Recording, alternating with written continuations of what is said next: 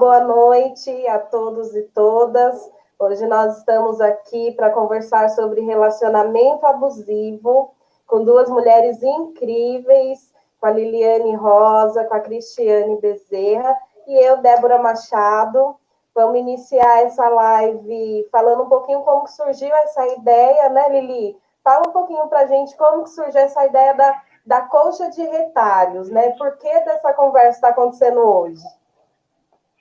Então, né, gente, como tudo na vida, surgiu de uma conversa aleatória, né? Que é assim que as coisas surgem. Eu estava conversando com a Débora, porque eu primeiro fui fazer uma cobrança para ela, que é uma coisa que eu estou aguardando, uma live para ela falar. Para quem não sabe, a Débora se formou em psicologia e a tese dela, né, do TCC lá, da monografia, foi sobre mulheres no poder. E eu falei, esse é o momento de você falar disso, né? Aproveitar a questão de que tem muitas mulheres se destacando nesse período porque estão tomando a frente, estão tomando muitas decisões acertadas, né? E aí eu fui cobrar isso dela, ela devolveu para mim, então, né? Inclusive, a gente podia fazer uma live juntas, e nananã. E aí eu, não sei se eu quero e tal, mas assim, se for, então, eu quero falar sobre relacionamento abusivo. Aí ela, caramba, isso é bom, esse tema é bom. E já falou com o Walterson, quem não sabe, né? O Walterson e a Débora são casados, né? São meus amigos de muito tempo. E aí o Walterson já agitou tudo, que ele é super articulado, né? O Walterson. E aí eu fui falar pra Débora, mas que nome que vamos dar pra isso, tal. E aí eu falei, a gente pode chamar de colcha de retalhos, né? Porque é muito simbólico para mim, né? Que nós, mulheres, tradicionalmente, nós conseguimos ter essa sensibilidade, né? Para conseguir tecer, fiar, né? Sabe aquilo de confiar, que é unir com os fios? Então, isso de costurar, de juntar histórias, e aí, a partir dessas histórias, construir um grande tecido, uma grande coxa, para poder proteger as pessoas, né? Que eu acho que a nossa ideia aqui é justamente essa. É que a gente consiga, através das nossas histórias, que muitas vezes são dolorosas, se construir essa grande coxa de retalho e fazer com que outras mulheres também se aqueçam com esse amor que a gente quer passar. Acho que é isso. E a gente começou a falar disso, né? Aí já veio projeto, já veio nome, mas está nascendo coisas muito legais. Por exemplo, esse canal, né? Essa live, que é o primeiro espaço que a gente está abrindo dessa construção, mas nasceu também um blog, né, Lili? Você criou um blog, Colcha de Retalho, justamente para as mulheres divulgarem, né, as suas histórias, seus relatos, né, os seus trabalhos, e isso é muito legal. A gente precisa desses espaços de escuta mesmo, né? Porque essa troca enriquece, né, a nossa existência, a nossa fortaleza. Eu acho que a gente precisa de mais trocas. Eu acho que vai ser um canal para a gente poder estar conversando, trazendo mais mulheres para a gente poder dialogar aqui no dia a dia. Cris, o blog, Cris? Não, pode falar o blog e depois você se apresenta. Isso. Então, só para concluir a questão do blog. O blog eu criei no mesmo dia que eu tinha acabado de falar com a Débora no WhatsApp sobre essa questão da live. Foi meio que tudo no mesmo dia, né? Tudo rápido. E aí o blog é esse espaço, assim. O que é esse espaço? É um espaço para mulheres, para que elas possam contar suas histórias, falar das suas artes, porque nós somos artistas por natureza e uma das coisas que os relacionamentos abusivos eles fazem conosco é apagar essa nossa arte, essa nossa luz, né, para produzir, para criar coisas, né? Então, eu quero que seja esse espaço. Eu fiz um texto, né? Depois, se vocês quiserem olhar lá no blog, está disponível. Tem textos da Débora também. E se outras mulheres tiverem textos, poemas, músicas e quiserem me mandar para eu poder compartilhar naquele espaço, só me mandar que eu vou colocar lá também para poder ficar aberto aí para quem quiser consultar, se inspirar, se empoderar, se fortalecer. É isso aí. Cris, se apresenta para a gente, Cris. Bom, então eu sou a Cristiane, sou assistente social. Conheço a Lili, né, do ambiente de trabalho também, da saúde. Já tenho um tempo de trabalho, trabalhei na área de assistência com criança e adolescente vítima de violência. Agora estou na saúde um tempo. E essas histórias, né, de relacionamentos abusivos, tanto está no campo de trabalho quanto na vida cotidiana. Então, a Lili me convidou E aí eu fiquei super feliz, e a Débora também, né? Estou Seja aqui. bem-vinda a este nosso espaço. Espero que seja Obrigada. o primeiro de muitos, porque assunto para a gente é o que não falta. Uhum. E aí, então, vamos começar nosso bate-papo aqui. E aí, eu tenho aqui uma primeira questão para a gente poder começar a conversar sobre relacionamento abusivo, que é por que que você acha que é importante a gente debater relacionamento abusivo, né? Acho que é importante a gente começar dessa premissa. Lili, você quer começar? Sim, bom, primeiro, para mim é importantíssimo falar desses assuntos, justamente porque a gente dá à luz, né, traz à luz uma questão muito dolorosa na história, na nossa história da nossa cultura, né, que é uma cultura muito machista. Então, quanto mais espaços nós tivermos para falar sobre isso, a mais mulheres essa informação vai chegar. Então, não tem como não falar, né? É a mesma coisa da questão da prevenção ao suicídio. Ai, não pode falar de suicídio, porque senão as pessoas, né, vão começar a fazer. Não é isso, é justamente o contrário. Quanto mais a gente fala do problema, mais explica, né, como que surge, como acontece, mais a gente imune as pessoas de proteção, né, contra a questão dos relacionamentos dessa forma. Aí se a Cris quiser falar um pouco mais. Eu Cris? acho que um dos pontos é esse que a Lili falou, né? O primeiro passo é a fala, é o espaço de fala, é dialogar do assunto, é trazer informação. E um dos pontos também que eu acho importante falar é para a gente entender que faz parte de uma sociedade já que a gente foi construindo nosso papel, né, social dentro de uma sociedade machista, patriarcal, com uma forma de produção capitalista exploradora, dominadora, e que tem totalmente a ver com as nossas relações, né?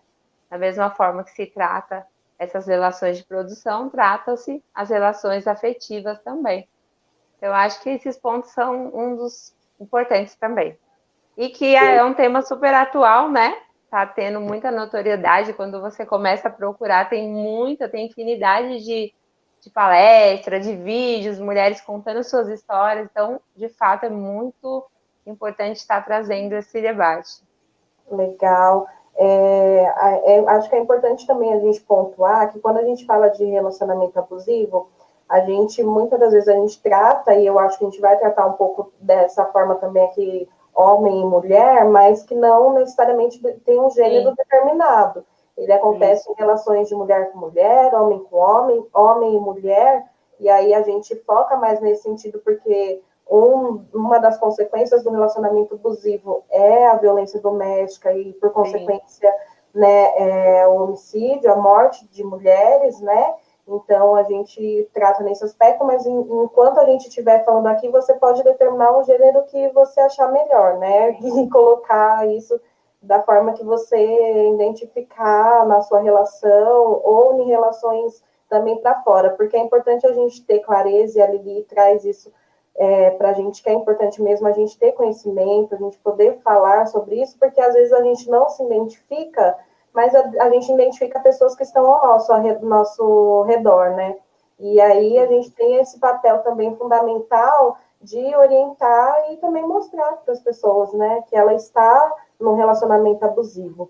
E de antemão, eu queria já agradecer aqui as pessoas que estão aqui participando com a gente, né, que é a Leonilda, o Walterson, a Flávia, a Meire, a Alexandrina, a Letícia, a Carol, que acabou de entrar aqui com a gente, quero agradecer. Dizer o seguinte, que este canal está aberto, compartilhem, curte, manda seus comentários, dúvidas, a gente está aqui dialogando. Se você teve experiência, como que foi, a gente vai tratar aqui de alguma forma, se a gente não conseguir falar aqui na live, porque a gente tem um tempo, né, determinado, mas a gente depois nos comentários a gente também aprofunda, chama no privado. Se precisar de orientação, nós três estamos aqui disponíveis, né? Estamos lá com o nomezinho marcado na minha página, né? Débora Machado Psi, PSI. Então você pode entrar em contato com a gente, que a gente também está à disposição para esclarecimentos e demais demandas que forem surgindo. E aí, então, vamos passar aqui já para a nossa segunda questão, que aí a gente vai aprofundar um pouquinho mais, né? Quais são os sinais de um relacionamento abusivo? E aí, Vamos seguir, né, Lili? Aí a gente vai introduzindo. Então, gente, é muito interessante quando a gente fala de sinais, porque, ai, a Lília, mandar um beijão, gente, pra Lília, que ela é uma querida, eu me inspiro muito nela, inclusive depois, se vocês quiserem curtir, seguir a página dela, ela fala muito disso na página dela também, Nossa, sobre relacionamento abusivo. contribui É muito bacana. E assim, gente, a gente não percebe, tá? Então, assim, geralmente quem vai perceber são as pessoas que estão ao seu redor. Quem está sofrendo disso, quem está nesse relacionamento, vai demorar muito para perceber que ele está passando, né, dos limites, que está sendo tóxico. Geralmente, você vai ouvir uma amiga sua dizer assim: nossa, amiga, mas você não acha que é a mais ele ficar olhando o seu celular toda hora?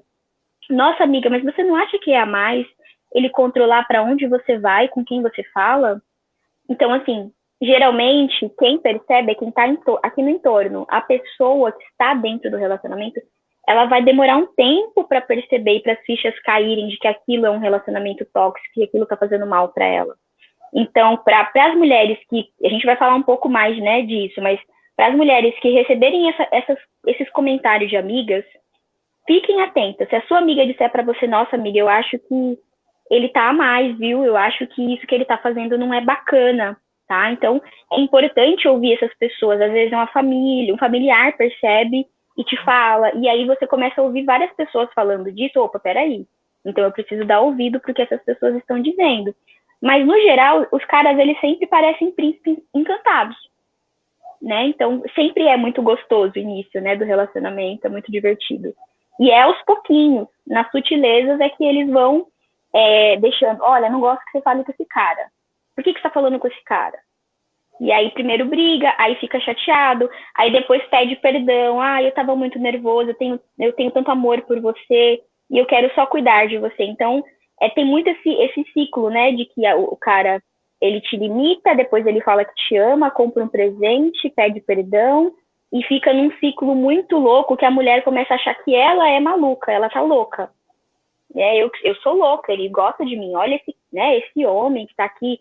E a gente é educada a gostar tanto de migalha, de qualquer coisa, que qualquer cara que aparece tratando a gente um pouquinho melhor, a gente já acha que é muito pra gente.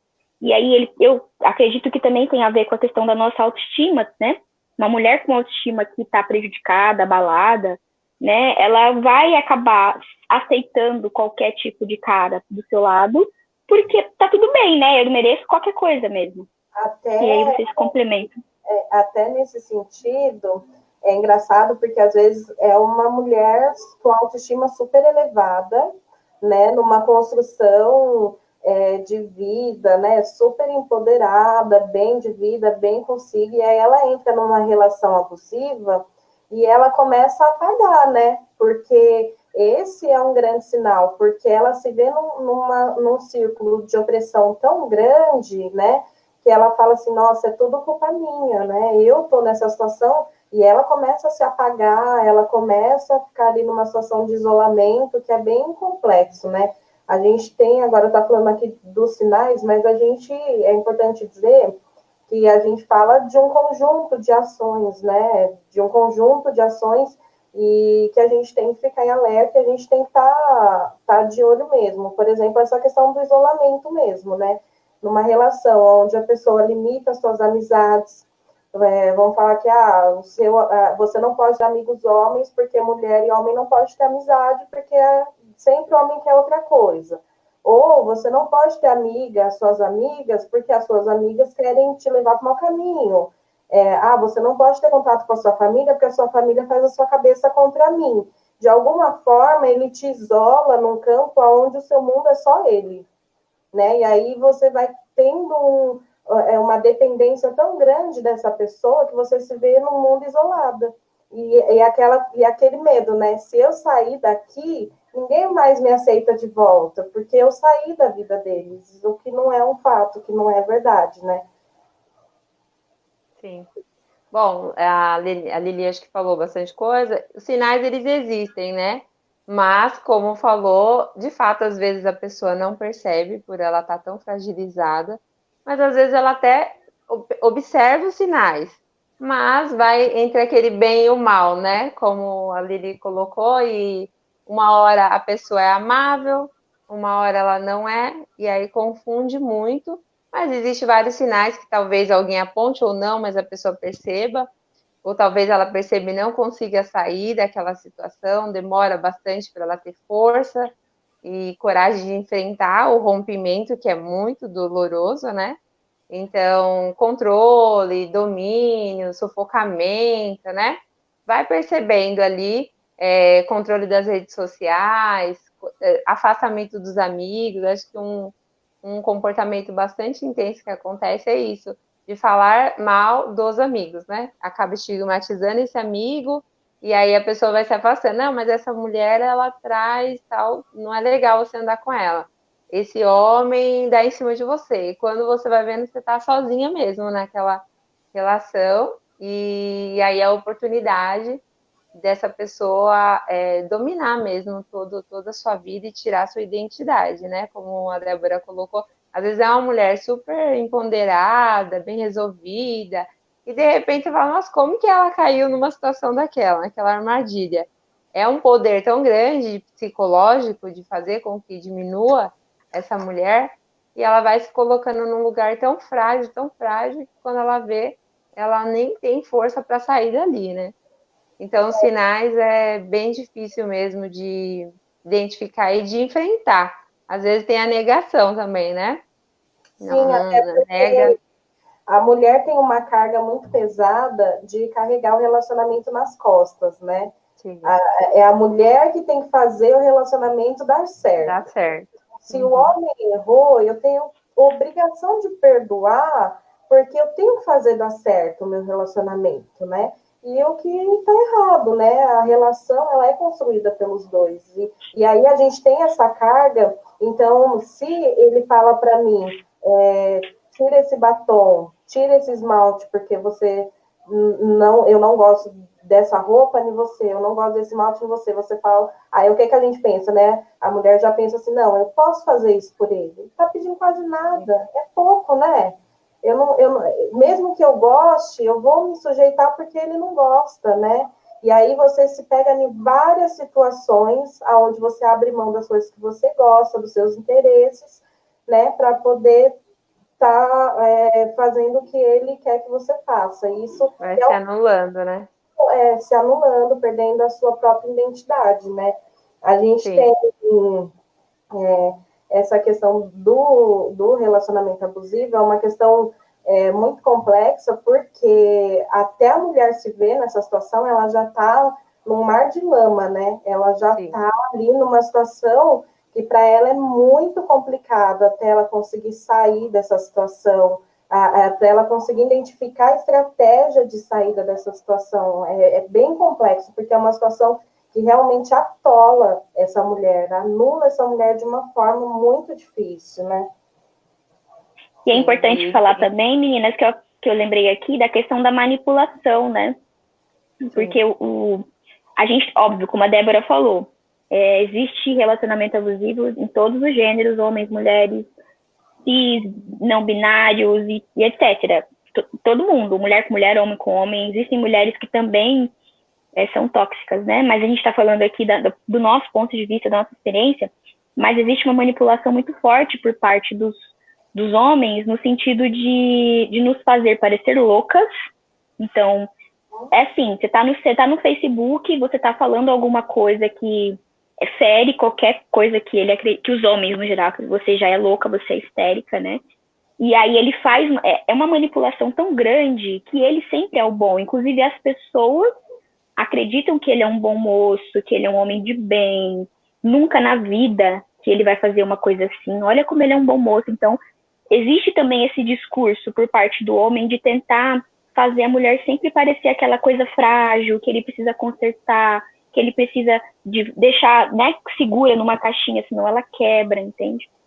E até numa outra versão, né?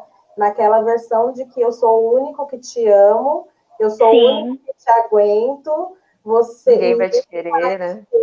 né? Nossa, o Ninguém Vai Te Querer, Cris. O Ninguém Vai Te Querer, ele devia ser, tipo, sei lá, título de um livro.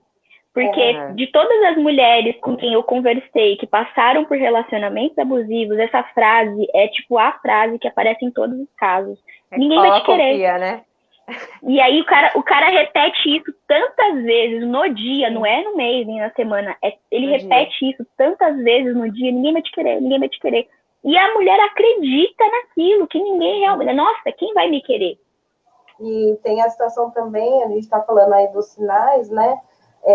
Da questão do homem limitar, né? Tempo, limitar, você pode ou não pode estudar, você tem que estudar o que eu quero que você estude, você vai fazer o que eu quero. A quantidade de filhos é um sinal, porque quanto mais filhos eu tiver, mais você vai estar dentro de casa, mais eu tenho controle.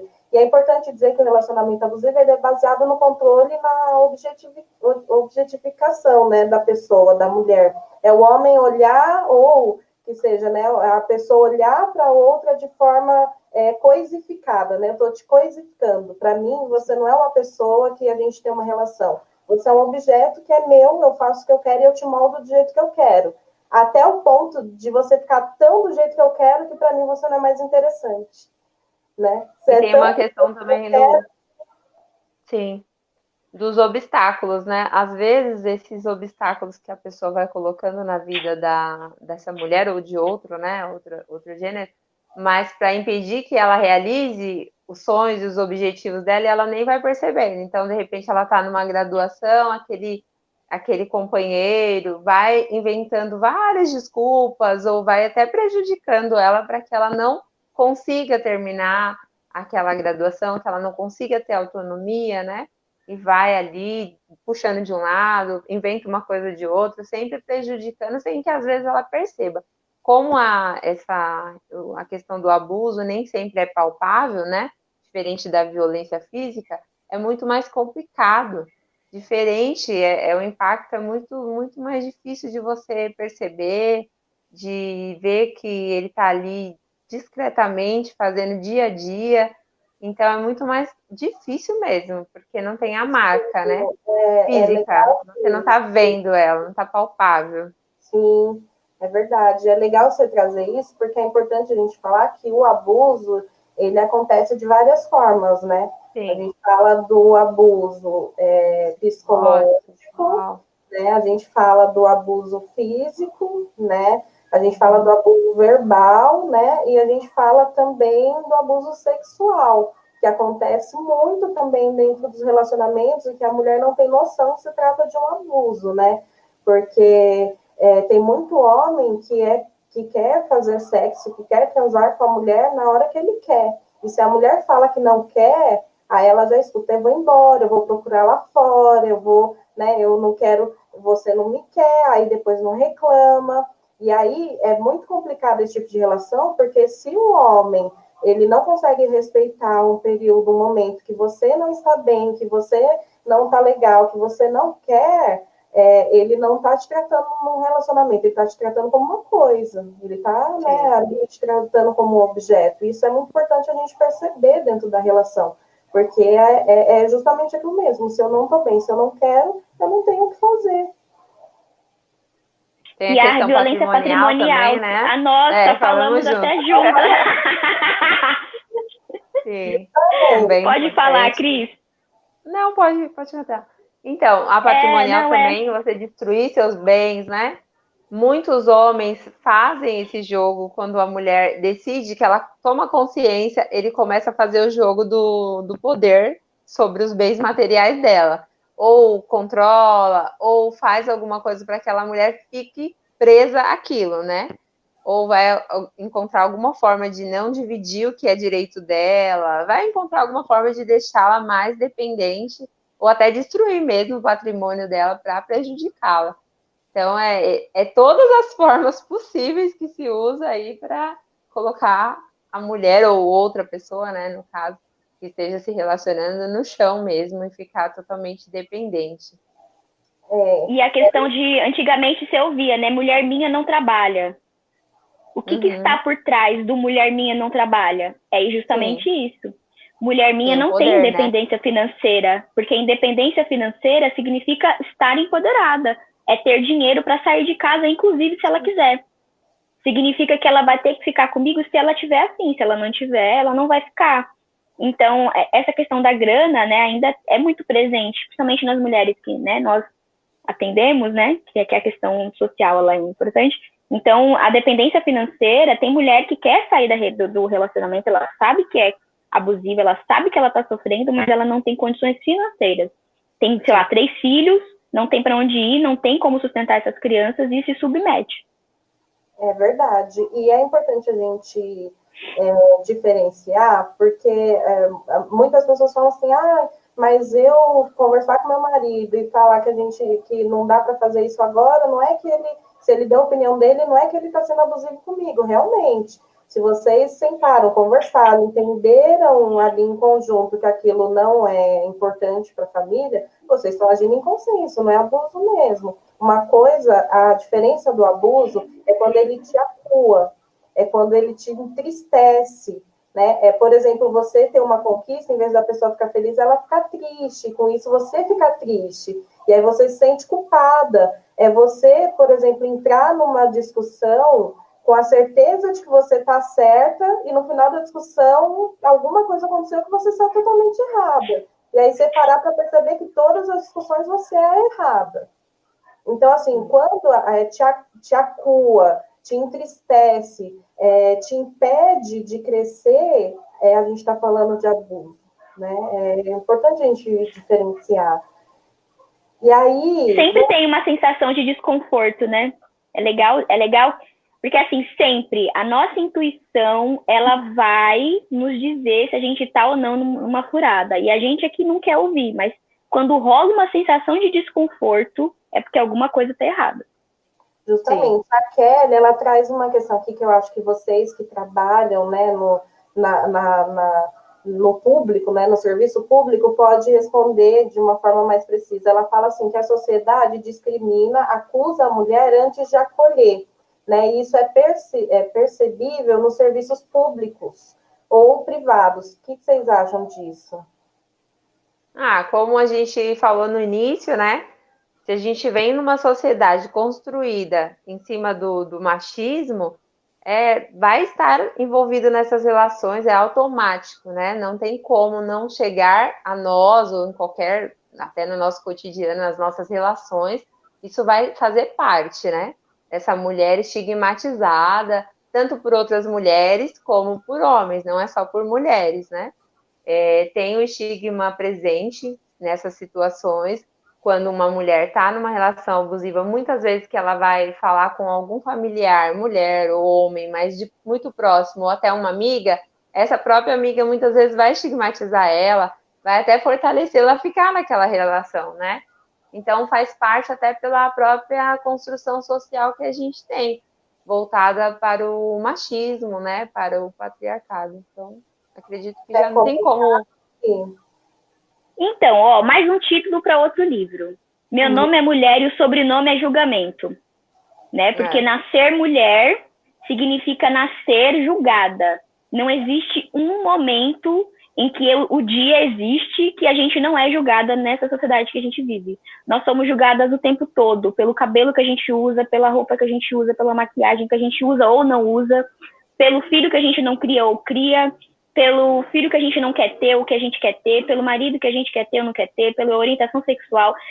O tempo todo, nós, mulheres, principalmente, somos julgadas. Então, e isso se intensifica muito nas classes, né, mais empobrecidas, porque, querendo ou não, a gente ainda tem o privilégio de ter um pouco mais de acesso à informação, ao conhecimento, e eu ainda tenho voz para discutir, dizer, não fala assim comigo, porque eu conheço meus direitos.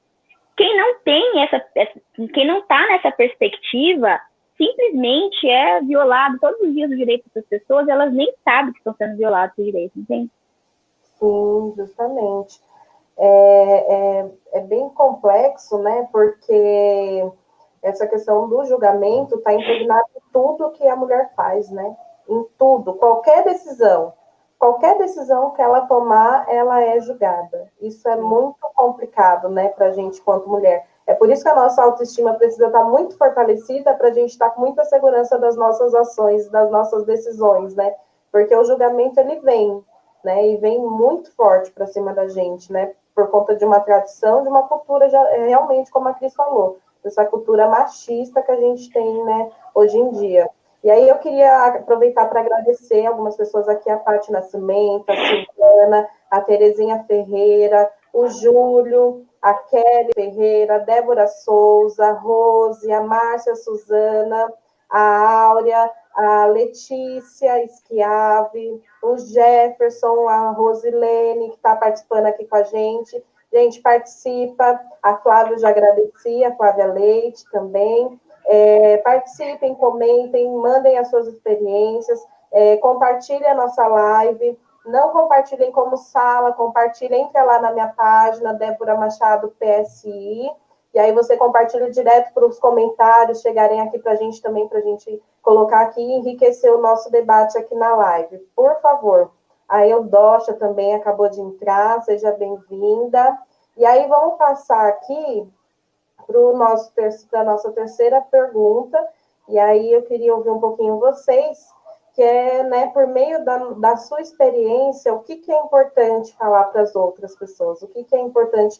Porque vocês são duas pessoas que tiveram, eu acho que a maioria de nós, né, estivemos em relacionamentos abusivos, né? E o que com a experiência de vocês acham que é importante dizer para outras pessoas? Quem fala? Ó, eu vou começar a falar, entendeu? Porque eu sei que eu sou a que tem menos cara de pau, né? Bom, eu acho que para falar disso, a gente tem que falar de vulnerabilidade, né? Por que eu estou usando esse termo vulnerabilidade? Eu quero deixar claro que este conceito de vulnerabilidade, do qual eu vou me referir, tem mais a ver com a Brené Brown do que com os conceitos que a gente estuda aqui no Brasil. Eu gosto muito da Brené Brown, ela é uma pesquisadora PhD em vulnerabilidade, inclusive tem palestra dela no Netflix, tem palestra dela no YouTube, e eu assisti muitas coisas dela e tem feito muito sentido para mim, porque por muito tempo eu não me permitir ser vulnerável. E por não me permitir ser vulnerável, eu achava que eu realmente era super poderosa, num sentido ruim, que nós somos super poderosos, né? Mas não no sentido bom. Eu achava que eu era muito forte, muito grande, e não é o tamanho que eu realmente tinha, né? E aí, por não me permitir ser vulnerável, eu não conversei, não pedi ajuda para as pessoas quando eu precisei pedir ajuda, né? E eu passei, assim como todas nós, o tempo todo a gente tem que ficar se revisando, fazendo a nossa autocrítica para saber se a gente não está em relações tóxicas, inclusive de amizades, tá? Porque não é só no relacionamento afetivo, tem amizades que são tóxicas também. E eu tive essa experiência, hoje eu sei o quanto é importante a gente falar para outras pessoas. Porque só foi possível para mim sair da situação onde eu estava, inclusive depois, se vocês quiserem ler com mais detalhes, eu escrevi um textinho chamado A Bailarina e o Soldadinho de Chumbo, que é falando sobre relacionamentos abusivos, e aquilo é sobre a minha vida, então quem quiser ler pode ir lá, mas a gente precisa falar, porque foi graças a uma amiga minha que teve uma sensibilidade, quase que uma bruxaria, sendo assim bem sincera, que começou a insistir comigo, porque eu não queria falar com ela, eu cortava contato, e ela insistiu, tanto que ela conseguiu realmente me ajudar a romper o ciclo, a procurar, né, ajuda, e eu encerrei esse relacionamento. Então, foi muito importante para mim na época, eu tinha uns 20 anos, eu acho, então faz um tempão, assim, eu era muito jovem. Aquilo que a Cris falou da questão da universidade, eu quase parei de fazer faculdade, eu interrompi a minha habilitação, eu era para eu estar habilitada há muito mais tempo, mas eu interrompi, porque na época ele meio que me fez acreditar que não precisava daquele... Era uma maluquice, tá, gente? Um negócio surreal, porque se você conta, assim, parece que você não tá vivendo isso. É só depois que passa que a gente percebe. Então, a minha dica para as pessoas é que prestem atenção no que as pessoas estão dizendo à sua volta. Não se permita ficar isolada da sua família, nem dos seus amigos. Os seus amigos e a sua família, eles representam a sua rede de proteção. E se a gente tira essa rede, a gente fica sozinha no mar. E aí, se você ficar sozinha no mar, o tubarão te pega, entendeu? Acho que é isso que eu queria trazer de contribuição. Cris? Bom, o meu relato, assim, eu percebi que eu já estava num outro momento, né? uma vida um pouco mais... Eu tive duas experiências, na verdade. Uma bem ali no comecinho, bem jovem, um primeiro relacionamento, mas eu saquei rápido o comportamento da pessoa, eu mesma comecei a me incomodar, né? Era aquele comportamento sempre que estava olhando para onde eu olhava. Então, se alguém estava olhando para mim, é porque eu estava, né, sugerindo alguma situação. E aí isso estava me incomodando e eu falei, não, tem alguma coisa errada aqui. E aí fui observando o comportamento daquela pessoa e eu percebi que não estava legal. Estava tentando mesmo me dominar. E aí eu não aceitei e terminei. Só que esse terminar me causou bastante complicações. A pessoa teve uma questão de perseguição e tal, então foi bem complicado. Mas eu consegui sair e ainda bem que eu consegui sacar rápido. Depois, mais à frente, a gente cai de novo, né? Como a gente falou, mesmo estando em outra situação, sempre a pessoa vai chegar na gente de forma doce, o melhor homem do mundo, ou a melhor mulher do mundo, ou a melhor pessoa do mundo. Não é uma pessoa desagradável, né? Então, esse segundo momento era uma pessoa incrivelmente perfeita. Todo mundo, na verdade, falava, nossa, como essa pessoa é perfeita, como é maravilhoso, era tudo de bom. E realmente parecia ser tudo de bom. Com o tempo, a gente vai percebendo nas sutilezas que não é aquilo. E aí na verdade, eu já estava na faculdade, e aí acho que a própria graduação, né, me fez ver de outra forma, de forma mais crítica, de se colocar de forma mais firme diante daquela situação, mas o sofrimento é inevitável. Então, teve muito sofrimento também, né? O que mudou foi a coragem mais firme de enfrentar, mesmo sabendo que ia doer, né? E contar, como a Lili falou, das redes. Às vezes, essa pessoa foi tirando muitas pessoas da minha rede, sem eu perceber. Quando eu vi, muitos já estavam longe de mim, porque eu tinha permitido aquele distanciamento sem perceber. E aí fica mais complicado quando você não tem mais aqueles amigos tão próximos para você contar. E às vezes você não quer falar para sua família, porque de repente você vai falar, vou dividir essa dor, a pessoa vai comprar a minha dor, né? E aí vai ter outras complicações familiares. Então você fica meio sem saber com quem procurar. Mas sempre é importante falar, né? E aí falando, eu fui falando e me ouvindo. Porque quando você fala, você se escuta. Aí eu falei, nossa, eu tô falando. Na época, o que me ajudou a perceber também foi um atendimento terapêutico, né? Eu estava fazendo um acompanhamento psicológico e com a psicóloga ia percebendo mais ainda aqueles comportamentos, o tanto que era intenso. Então foi meio que eu procurei a rede de apoio, né? Tanto de profissional, quanto de amigas, quanto de família. Teve pessoas da família muito que ficou do meu lado o tempo todo e me segurou a mão. Isso é muito importante, porque depois que você toma a decisão, tem a outra fase, né? Não é a fase lá, acabou tudo e tá tudo bom. Não. Você vai passar por um processo de renovação, de recosturar, como disse a Lili do retalho, né? E aí você vai reconstruindo a sua vida, formando uma nova história aí. E o mais legal de deixar uma mensagem é que sempre tem uma nova possibilidade, né? Sempre vai haver uma nova possibilidade se a gente der o primeiro passo. Porque às vezes se você ficar ali, você não vai, por mais que doa, estiver sangrando, mas ande, né? E aí nesse andar é onde vai vir um novo caminhar aí, uma nova porta, talvez.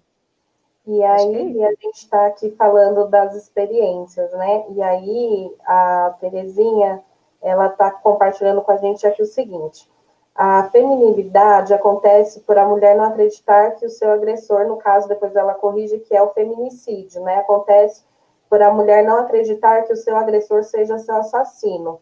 Mas é triste que em 2020, com tantas demandas importantes para políticas públicas de valorização da mulher, nossa pauta ainda seja agressão e feminicídio. E aí ela compartilha aqui com a gente, né, que depois de 4 facadas e 4 tiros sobrevivi. Então ela também está aqui compartilhando a sua história. Diferente dos nossos relatos, o dela teve a agressão, né, e a tentativa de homicídio, né. Ela é uma resiliente, né, e a gente conhece a Terezinha aqui da história de luta dela, em defesa das mulheres, inclusive, e estamos juntos, a gente está aqui mesmo de mãos dadas, como a Kelly colocou aqui, né, juntas nós somos mais fortes, e ninguém solta a mão de ninguém, né, meninas? Então, assim, nós estamos aqui para que casos como esse não aconteça, né? Que a gente se perceba em situações como foi o meu caso. E aí eu quero linkar com essa história da Terezinha, porque eu descobri que eu estava numa relação abusiva, porque começou da forma do eu não gosto desse seu batom, eu não gosto dessa sua roupa, porque eu sempre usei roupa, né, mais chamativa, eu sempre gostei, então eu não gosto dessa sua roupa, e eu sou agressivo desse jeito, eu quero bater em todo mundo, eu não quero você perto de ninguém, eu não quero que você tenha amizades, porque você provoca, né? Se você não provocasse, eu seria diferente. Então, você provoca, eu sou desse jeito, né? A gente não vai dar certo porque você provoca, você vai causar o fim do nosso relacionamento. E aí eu percebi que era um relacionamento abusivo quando em uma das discussões ele socou a porta quase do lado da minha cara.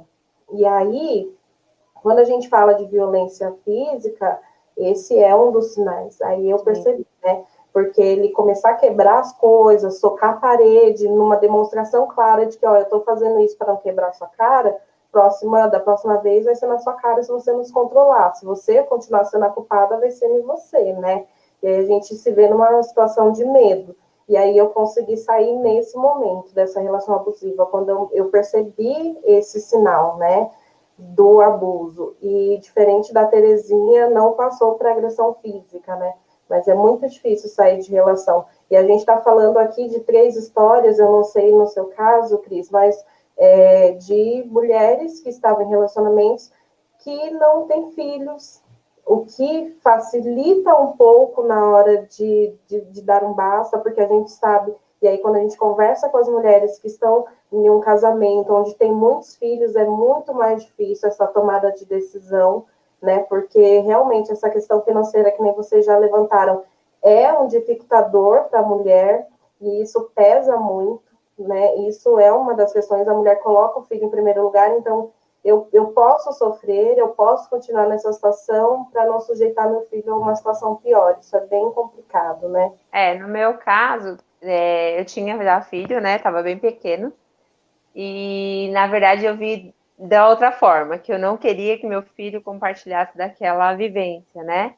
E aí eu peguei isso como essa força para mim. Eu não quero que ele vivencie isso, né? A minha mãe vem de uma história de violência doméstica mesmo, né? Com marcas e histórias bem marcantes que ela sofreu. E aí eu lembrava, assim, da minha mãe, eu falei, não, a minha mãe passou por uma história trágica e meu filho não vai vivenciar isso. Então, na verdade, eu sofri bastante porque era pequeno, tava a questão da grana terrivelmente, né? Era uma fase muito dura. Então, foi anos de amargura, assim, de dor mesmo. Mas depois que aquela dor, aquele furacão passou, eu olhava para trás e falava, nossa, foi uma escolha correta, né? Hoje eu tenho a oportunidade de ter liberdade, fazer umas escolhas conforme eu estar me sentindo melhor depois de tudo isso. Mas é muito difícil mesmo, principalmente quando você tem um filho, uma questão ali de sustento, né? Você pensa mil coisas. De fato, passa na cabeça de aceitar, se sujeitar, né? A ficar naquela situação para você não ter que passar por uma pior, que também é a financeira, né?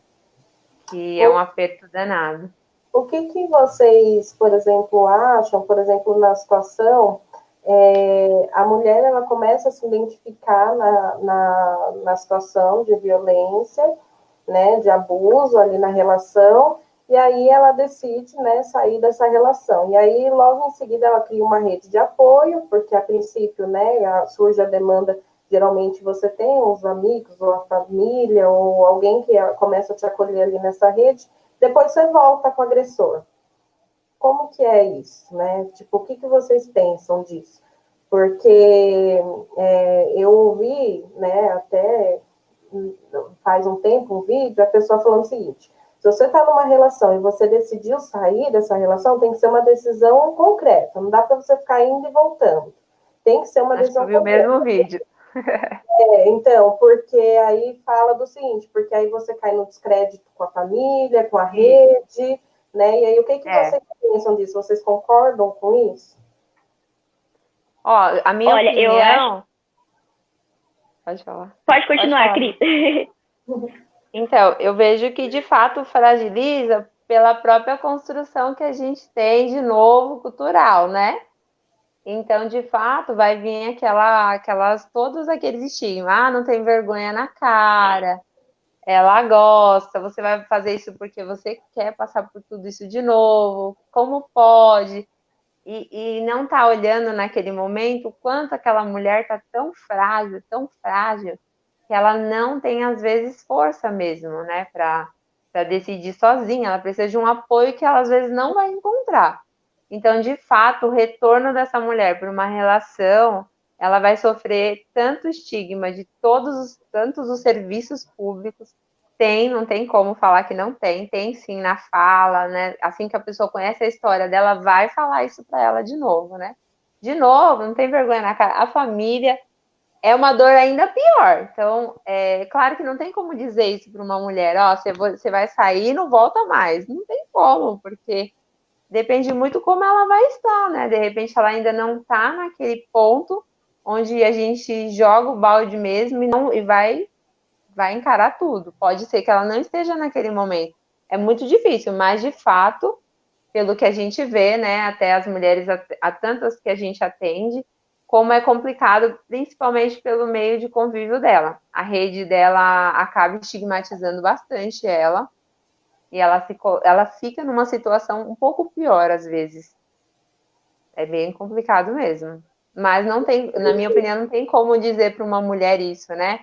Ou para um homem, ou para qualquer pessoa que esteja numa relação abusiva. É muito difícil dizer isso. Mas... Então, a questão da dependência emocional, né, afetiva, a Paty até fez um comentário, é bem isso mesmo, né? Por exemplo, a Cris falou da questão da terapia, e eu vou reforçar isso, gente. Eu sou uma pessoa que I love terapia forever, entendeu? Nós temos uma psicóloga aqui no nosso grupo agora, né? Mas assim, eu tive o privilégio, porque eu posso dizer que isso também é um privilégio, né? Até fazer terapia é privilégio, porque não são todas as pessoas que têm acesso, né? Às vezes tem pela rede pública, a gente sabe, mas é com uma certa limitação. Então, eu tive o privilégio de fazer terapia. Eu fiz todos os tipos de terapia que vocês imaginarem, mas, assim, todas são maravilhosas, eu gosto de todas. Recomendo, inclusive, né? Aí a pessoa vai na abordagem que ela se sentir mais confortável, né? Então, por que eu tô dizendo da terapia? Porque a terapia, para mim, foi a muleta que eu precisava, entendeu? Porque, assim, se você não tá fortalecida, se você não sente que a sua autoestima, né, melhorou, que você tem força, que você tem esse poder para você sair de onde você tá, você não vai sair sem esse apoio. Às vezes, o apoio da família, dos amigos, não é o suficiente. Você precisa de apoio psicológico. Você está numa relação de dependência. É igual a dependência a qualquer tipo de substância, só que agora você é uma dependência de um cara, né? De um homem ou de uma mulher, enfim. Então, a dependência emocional é muito grande. E antes, eu não tinha tanta paciência com as mulheres que, antes de fazer faculdade, antes de tudo, né? Com mulheres que voltavam para relacionamentos abusivos. Mas depois que eu passei por essas experiências, depois de ter feito a faculdade, hoje eu entendo que eu tenho que ter paciência sim com essas mulheres. Porque elas não estão porque elas querem. O querer, ele parte do pressuposto de que eu estou nas minhas plenas condições de decidir. Quando eu submeto uma mulher a subjugamento, a exposição de violência, a ser negado a ela todo o afeto da família, convivência, e eu fico manipulando e colocando ela no lixo, isso não dar para ela a condição de decidir. Ela não está em condição de decidir nada, entendeu? Então, primeiro a gente precisa dar para a mulher uma condição de decidir. E aí sim ela decide. Caso contrário, a decisão que ela tomar, ela não vai conseguir bancar. A gente está caminhando já para os últimos momentos da nossa live, mas aí a gente tem uma questão aqui e tem alguns comentários que aí eu quero trazer para essa nossa última questão, que eu não fui levantando por conta disso, né? quais são os meios de denunciar. A gente colocou aqui a violência doméstica, mas aí entra em todos esses aspectos aqui que a gente está discutindo, né? Essa rede, de procurar essa rede de apoio. E aí tem um comentário aqui da Eudócia. Ela começa dizendo o seguinte: a importância das demais redes, né, de apoio para as mulheres em situação de violência. Ainda mais hoje, muitas mulheres não conhecem os serviços para que consigam sair do círculo vicioso da violência.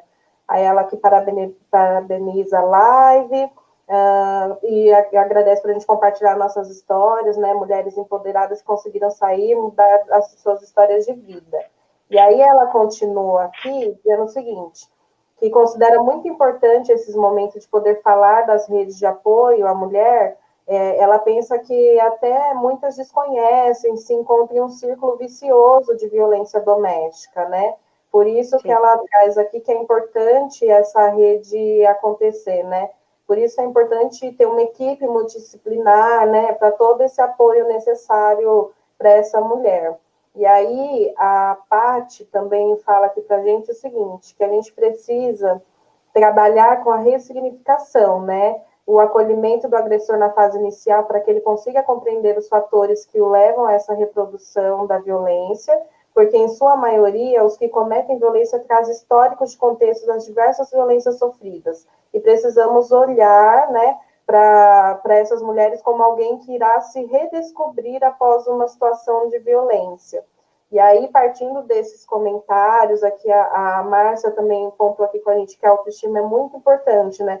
Pois deixa a mulher forte para encarar o mundo, e o problema é como a mulher se recuperar essa autoestima. Ela levanta aqui também essa questão. E aí a gente e meio que falar um pouco desses meios, que vocês já começaram, a gente linkando um pouco com todos esses comentários que ajuda a gente já a responder meio que essa questão. Certo. Então, gente, a gente tem uma série de órgãos, tanto órgãos instituídos, né, órgãos públicos, como ONGs, que são serviços, né, voluntários que existem já para fazer esse tipo de apoio às mulheres, né? Mas a gente tem alguns canais que são institucionais para denúncia. A gente tem o 181, que a maioria das pessoas já conhecem, que quando a gente faz as divulgações dos materiais de combate à violência, geralmente esse número aparece. O Disque 100, ele também fala desse canal para fazer denúncia, né? Nós estamos falando aqui de canais para ligação, para contato. Tem uma iniciativa muito bacana da Magazine Luiza. Eu não estou fazendo propaganda para a Magazine Luiza, mas Magazine, se quiser, ó, estamos aí, tá? A Magazine Luiza criou um aplicativo muito legal, que no aplicativo você entra como se você fosse pesquisar um eletrodoméstico, como se fosse pesquisar um produto para casa. E aí, dentro desse aplicativo, tem uma parte que você pode pedir ajuda no aplicativo. Então, para o cara que está olhando lá, parece que você está entrando no site da Magazine Luiza para olhar a batedeira, mas não, você está lá pedindo ajuda porque está sendo vítima de violência. Então, eu achei essa estratégia muito bacana. E como esse, tem outros aplicativos tantos e outras estratégias também. Existem redes formadas pela saúde, intersetoriais, né, com a educação, com a habitação, enfim, com várias secretarias que promovem alguns acessos a alguns serviços. Depois a Cris pode até falar um pouco mais sobre essas redes em especial. Eu tive a oportunidade de trabalhar numa unidade que tinha Núcleo de Prevenção à Violência, que é o NPV, que desenvolve um trabalho de promoção à saúde, não só das mulheres, mas de outros públicos que são alvos de violência, né? E esses ciclos, eles nos ajudam a dialogar sobre isso nos espaços, como escolas, como ONGs, e também ajuda muito a fazer com que as meninas, essas novas, né, essas meninas adolescentes, elas consigam se perceber de uma forma como a gente não teve a oportunidade de se perceber, que a gente só foi descobrir isso muito depois, né, Cris? Sim. Então, a gente até comentou um pouquinho dos serviços. Acho que meu som tá ruim agora. Não, tá ouvindo? Tá bom, dá para ouvir. Tava meio escuro. Então, é isso que dos números nas canais de ligação, tem também alguns aplicativos. Eu até dei uma pesquisada melhor. Eu vi alguns que chamam Me Respeita, Mete a Colher, Sai Pra Lá, que são aplicativos que pode ser baixado. E também nas redes do território, a gente tem os serviços, né? O Centro de Defesa da Mulher, que são o CDCM, temos os centros de convivência, temos centro de cidadania, tem as unidades básicas de saúde, onde tem os núcleos de prevenção de violência, que era o que a Lili falou, né? Esse núcleo tem a função e o papel de promover trabalhos voltados para a prevenção da violência, tem o dever de atender essas pessoas, fazer acolhimento, orientar, dar todo o apoio possível. Então, para muitos que não têm muito conhecimento ou acesso, acredito que a rede ali da sua própria comunidade inicial já vai te ajudar um pouco, né? De repente, se não tem um familiar, não tem alguém que você possa compartilhar, tem as unidades básicas de saúde, ou de repente uma associação, ou de repente aquela mulher que é aquela mulher que todo mundo conhece na comunidade, que ela é a forte, ela enfrenta, né? Aquela guerreira. Sempre tem alguém, mas às vezes a gente tem que tentar olhar para o lado, por mais difícil que seja a situação, para tentar se agarrar a alguma coisa. Então, dos serviços, acho que são esses que temos aí, e é isso de serviço, né?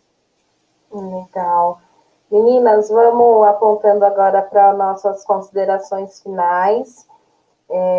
Quero começar pela Cris, fazer as suas considerações finais. Primeiro, agradecer, Cris, por você ter aceito o convite. Obrigada. De estar conosco nessa inauguração, né, de lives, que eu espero que a gente faça aí muitas também, que esse espaço está aberto para as mulheres, né, para a gente poder conversar, discutir vários temas. E aí eu queria agradecer muito por você ter participado, né, ter topado estar aqui com a gente, contar um pouco da sua experiência, e aí queria que você fizesse as suas considerações finais.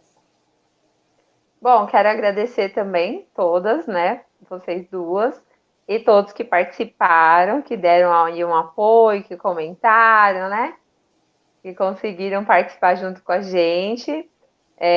Bom, quero dizer que o tema sempre vai ser importante, a nossa luta, enquanto não só nas relações abusivas de mulher com homem, mas em todas, mas principalmente essa, porque são dados estatísticos, né, que não param de crescer e nos incomoda e nos move a lutar e enfrentar tudo isso. E juntas, sem dúvida, vai ser mais fácil, né, vai ser mais leve, e é muito bom poder ter essas pessoas que estão juntos aí na luta, fortalecendo e pensando, né? É sempre uma criação, igual a Lili falou do blog, a Débora eu vi que a Débora tem até fez uma cartilha, é um gibi, né, Débora? De adolescente, mas que também vai abordar questões. Enfim, como é legal cada vez uma criação nova, algo novo que vem inovar e compartilhar e dividir. Então, acho que esse tema foi super legal. Fiquei feliz de participar, espero ter contribuído. E é isso. Muito obrigada. Obrigada. Nelly? Então, né, meninas? Bom, eu quero encerrar minha participação primeiro agradecendo a oportunidade. Obrigada, Débora, por esse espaço. Obrigada, Cris, por ter aceito esse convite, que ela estava com vergonha. Nem parece, né? Estava super desenvolta aqui, toda solta, confortável, entendeu? Ela tá toda plena. Toda plena. Tava tensa, suando. Gente, eu quero encerrar agradecendo a oportunidade, primeiro, de poder ser vulnerável, porque eu estou nesse exercício agora, nesses últimos tempos, de poder falar para as pessoas que eu amo, as pessoas, que era uma coisa que era uma trava para mim, de dizer, pedir ajuda quando eu preciso, que é importante a gente pedir ajuda quando a gente precisar, a gente não é feita de ferro, tá? Até o Homem de Ferro morre, para quem assistiu o filme sabe disso. Então precisa pedir ajuda, né? Uma outra coisa que eu queria deixar de recado aqui é que, assim, quando nós, mulheres, né, nós nos libertamos dos medos que a gente tem, a nossa presença, ela quase que automaticamente vai libertar as outras mulheres. Não tem como. Quando a gente se junta, a gente é automático, a gente já começa a incitar nas outras mulheres esse desejo de se libertar, porque a liberdade ela é muito deliciosa, entendeu? Não tem coisa melhor no mundo do que ser livre. E aí, para encerrar, tem esse livro aqui que eu ganhei da minha cunhada, beijo Carla, cunhada maravilhosa, ela me deu esse livro, que é A Bruxa Não Vai para a Fogueira Neste Livro. É ótimo. Ela é da Amanda Lovelace. eu não sei pronunciar o final dela, mas tem algumas histórias de mulheres que sofreram algum tipo de violência e também tem alguns poemas. E tem um trechinho aqui bem curtinho que é assim: temos que ajudar umas às outras a nos levantar acima das chamas. Definitivamente, deixe seus julgamentos morrerem na fogueira. E aí eu queria encerrar com isso: deixem seus julgamentos morrerem na fogueira. É isso, obrigada. Obrigada, Lili, amei, linda. Não podia ser diferente, né? Esse momento é muito especial, assim. Para mim, faz muito sentido. Num dia de frio, eu tô aqui queimando, assim, minha mão tá suando. Mas Tá calor.